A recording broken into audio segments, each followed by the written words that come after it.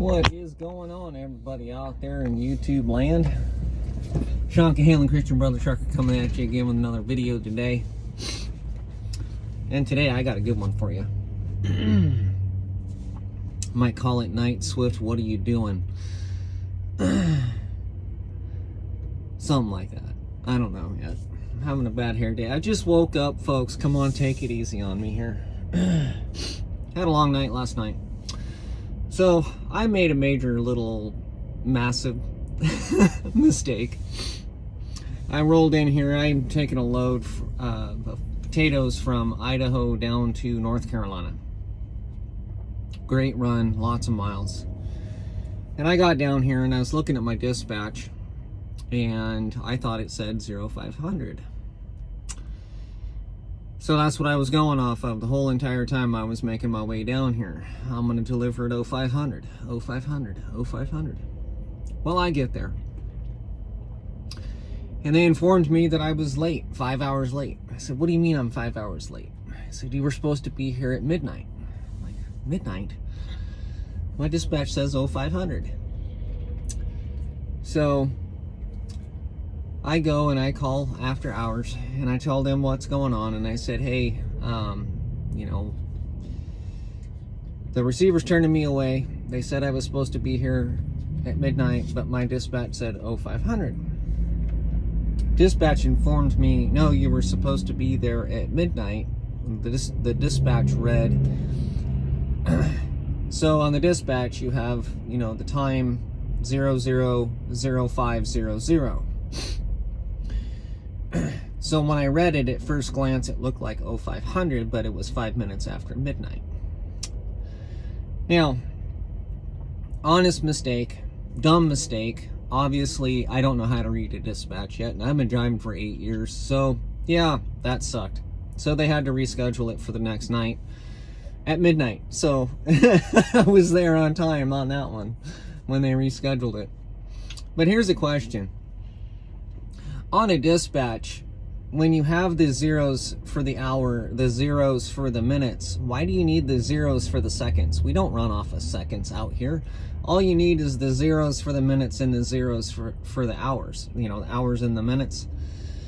So that's what threw me off, as I looked at the end number and it said 0500, which meant 5 minutes after midnight. Why do you have to have the seconds, the zeros, to indicate the seconds on there when we don't operate in seconds? Anyway, so I got confused. I was like, well, that's dumb. So I'm going to be going about 100 miles to go pick up my next load. It's a 4-drop load that is dropping in Denver, Colorado, and then a couple of drops up in Ogden, Utah. Something like that. Finals in Ogden. So that's another 2,200 mile run. And got a couple of days of layover waiting on that. The good news is I get paid to wait. I get paid to sit. I get paid breakdown. I get paid for everything I do. So, except for the 24 hours that I cost myself for being late on the load. Of course, I don't get paid for that. So, yeah, got that load kicked off last night at midnight. They were done unloading me at 2, which was really fast for this particular receiver. Walmart. Usually you pull into a Walmart and you're delivering a load. It takes them 5 hours to unload you. So I was pretty impressed that they were done in 2 hours. All right. So let's get into the skivvy.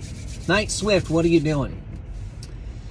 Now, there's a lot of you viewers that watch my channel and have seen my videos. I used to be a trainer for Night Swift. And I worked for them for 9 months, and I ran my butt off. And they were promising me, you know, X amount per year, and that training was supposed to pay substantially more, and it just didn't. And I've talked with a lot of people, and a lot of people will tell you that the 2 biggest flaws with Night Swift is equipment and pay. And they're right, 100%.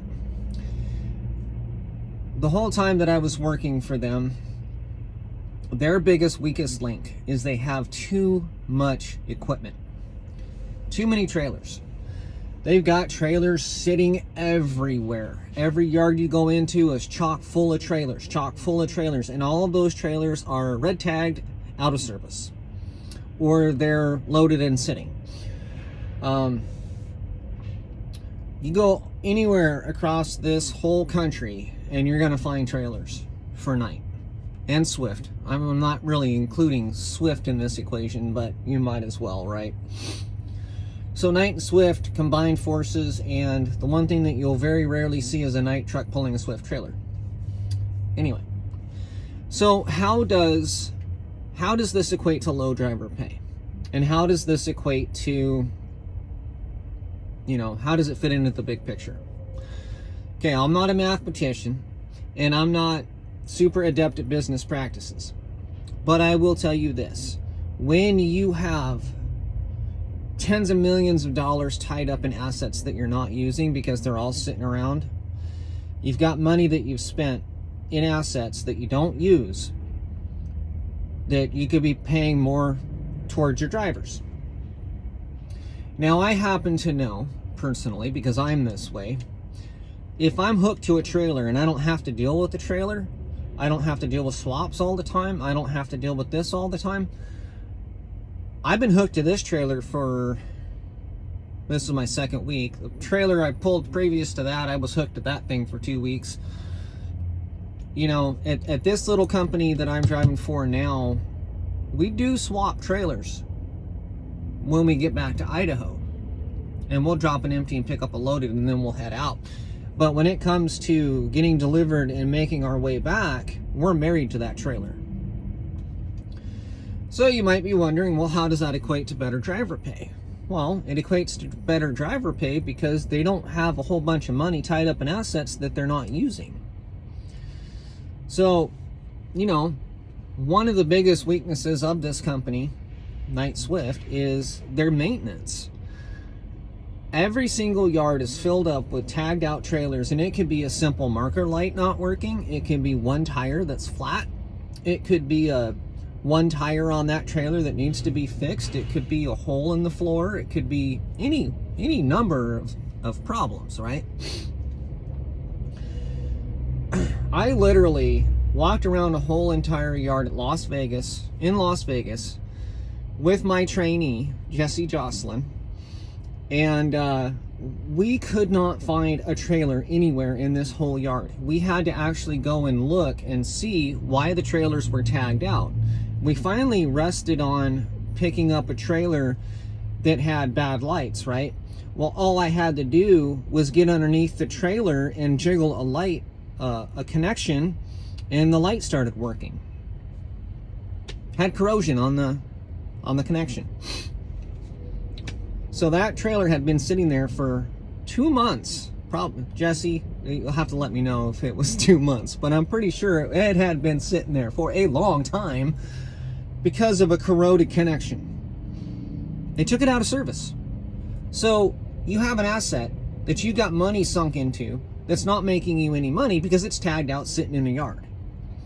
When we walked around that yard, almost every single one of those little tags was missing a broken mud flap. That can be fixed at a Love's. Marker light not working. Change the light out. Carry an extra light with you. I know how to change lights. I just changed the light on the tractor, on this truck, the other day. So you've got all these assets that are sitting around that aren't being used. They're tagged and they're sitting, taking up space. The maintenance department, when you go and you take a truck or a trailer into the maintenance department, be prepared to spend half a day there. So you're going to lose productivity on top of many other things. If you happen to break down on the road, you're going to be there for half a day. I sat on the side of I-17, I think it was. It's the highway that goes down into Phoenix.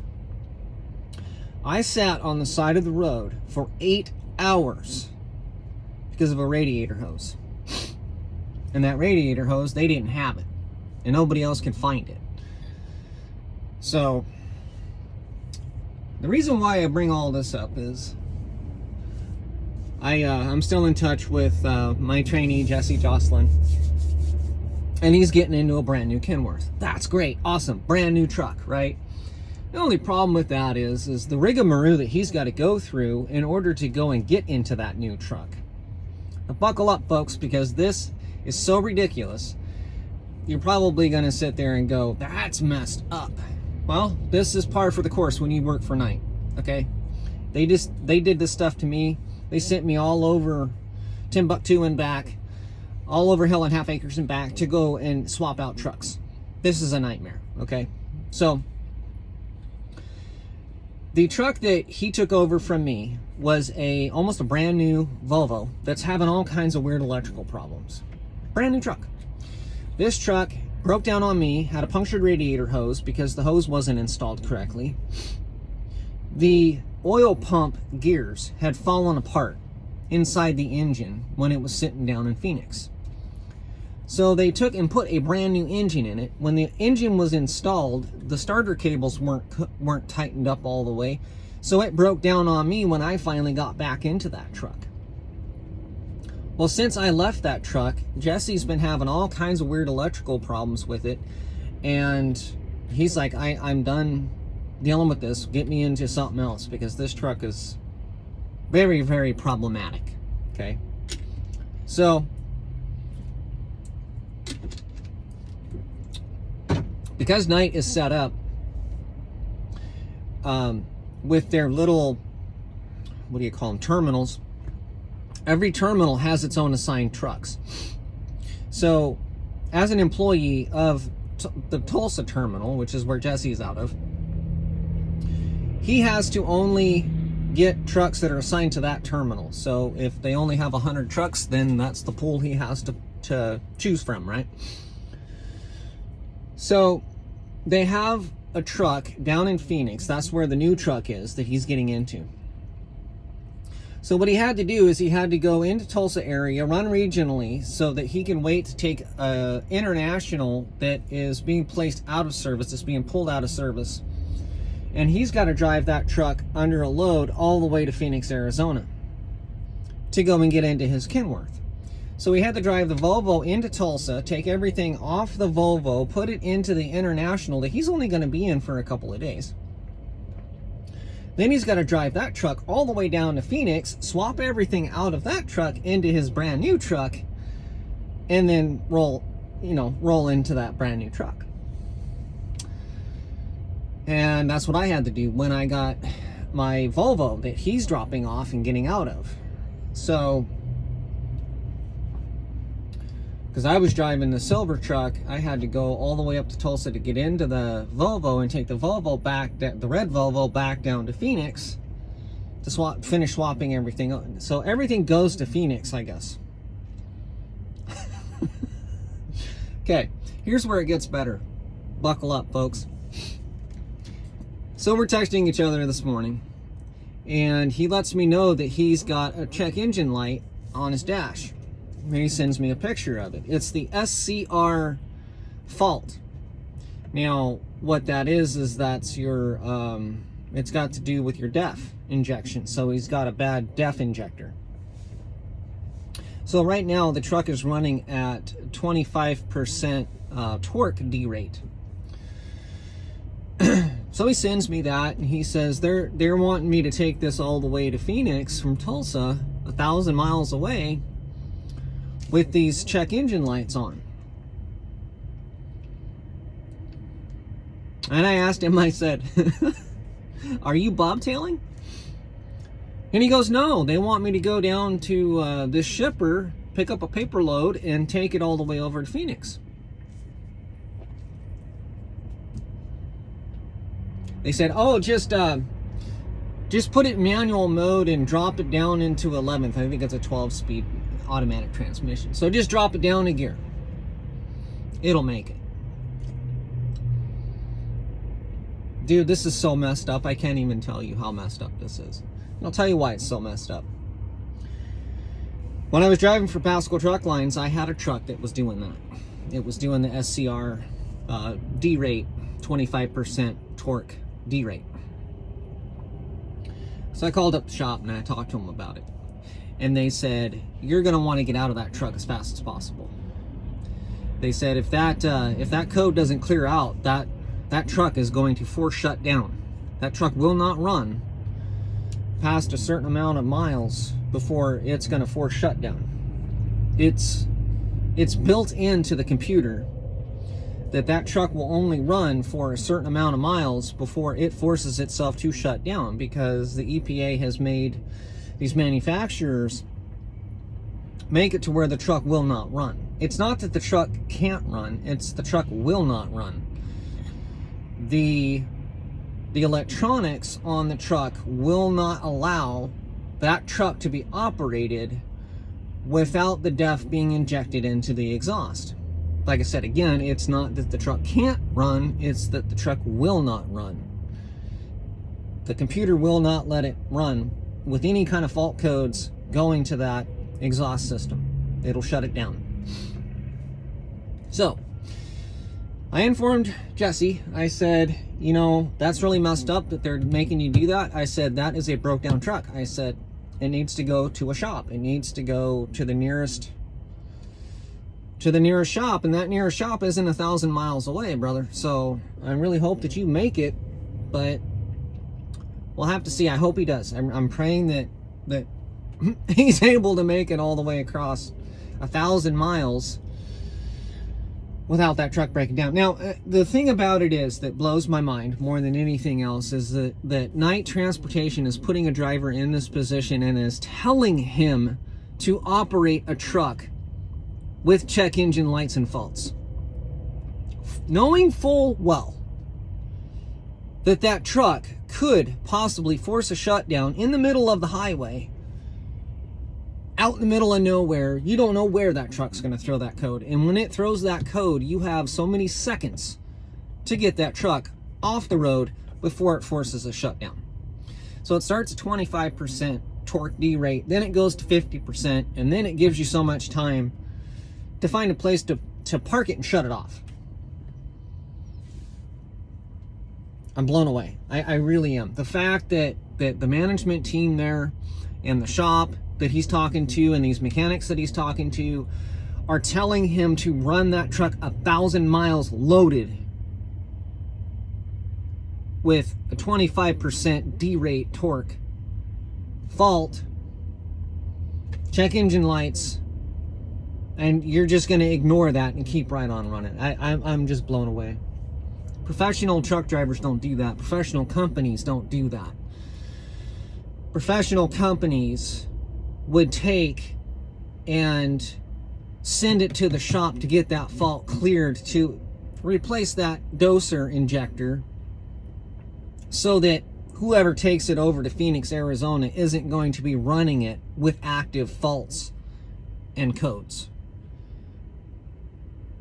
That's a circus monkey shit show, is what that's called. So, the biggest problem that Knight Transportation has as a company at large is their maintenance department is a joke. A complete joke. They've got too many trucks, too many trailers. Every single maintenance department, coast to coast, is overloaded, jam-packed full of stuff that they aren't fixing, and you've got drivers out here that are trying to make a paycheck, trying to make money with these busted ass trucks that they're trying to drive down the road, because you got to make a paycheck, because you only make $50 or $75 a day on breakdown. Yeah, I get like $200 a day when I'm broke down.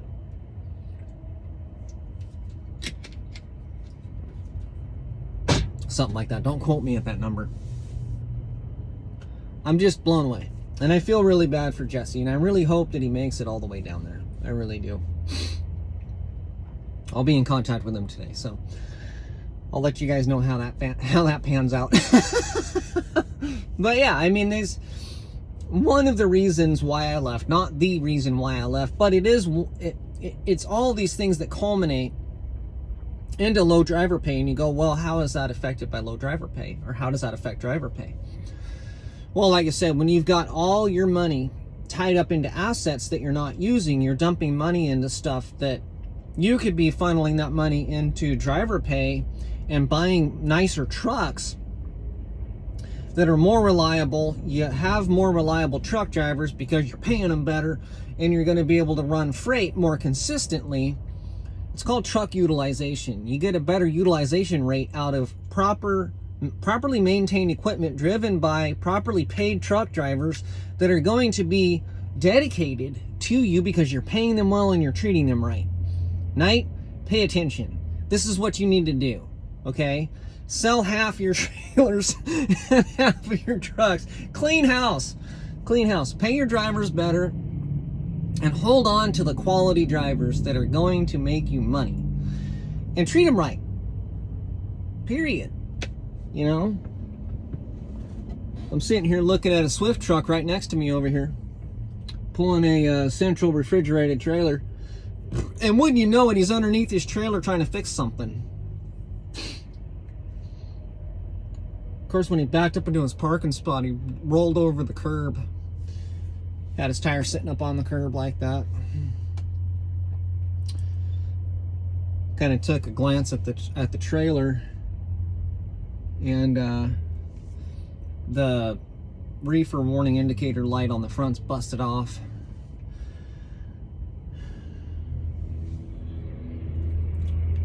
So Knight takes over these companies, and then they maintain, or they retain, all of these trailers that they have, but they're old. Anyway, so I just thought I'd make this video talk about some of the stuff that Knight Swift puts you through. I'm not really speaking so much about Swift, but I am speaking a lot about Knight Transportation and some of the crap that they put you through in order to swap out trucks. It's just absolutely ridiculous. Now, there is a lot of things that Knight did help me out with personally, but most of my problems all stemmed from faulty equipment and bad pay. You know, they affect each other. Bad equipment, bad pay. Bad equipment, bad pay. Well, when you've got thousands and thousands and thousands and thousands and thousands of trailers too many, you're not going to be able to keep up with it because you're too big for your own britches, right? So, but I don't see them fixing anything that's red tagged. And drivers don't give a darn because they're just going to drop it. They don't have time to get the stuff fixed, right? So if it's a minor little problem, they're just going to take it to the next place or drop it off at a yard, grab another trailer, and they're just going to pass it on to somebody else. And that's because it's a drop and hook fleet. Drop and hook fleet. Nobody has time to fix anything. Because if you stop every time you needed to get something minor fixed on one of these trailers, and you're looking at 5 different trailers, and all 5 of those trailers have something wrong with it, guess what? And then you get into these yards, drivers bring in bad trailers, take the good trailers out, but you're tagging one so that it stays at that yard. Eventually what's going to happen is they're going to run out of good trailers because of all the trailers that are coming in are being tagged and placed out of service. Then you basically pick that place dry of all the nice trailers that are there, and all you have is all these trailers that are tagged out of service. And if that maintenance department isn't bringing those trailers in, fixing them, and putting them back out ready to go, guess what's going to happen? It's going to overflow with tagged out trailers, and that's what happens. And why? Because they have too many trailers, too many trucks, not enough mechanics. And here's another thing. I just thought of this. Most of their shops are only open Monday through Friday, 7 to 5 or whatever. So they're closed. They're closed at night, they're closed overnights, and they're closed on the weekends. How are you supposed to keep up with your fleets if your shops are never open? Even at their big terminals. Las Vegas was closed on the weekends. Salt Lake City's closed on the weekends. Phoenix is the only one that's open all night. The only one. All the other ones are always shut down. I could always find a trailer in the Phoenix yard. I don't know what it's like now, but...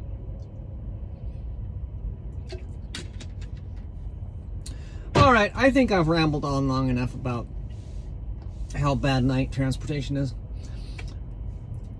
And if you're watching this, Jesse, I really hope that you make it all the way to Phoenix with that light, man. Or with those codes. Just know that, that they're wrong for putting you in that position. Way wrong. I hope it works out for you. So if you like this video, please like and subscribe and share. Hit the notification bell so that you can be notified when I come out with new videos. And as always, God bless you all and thanks for watching.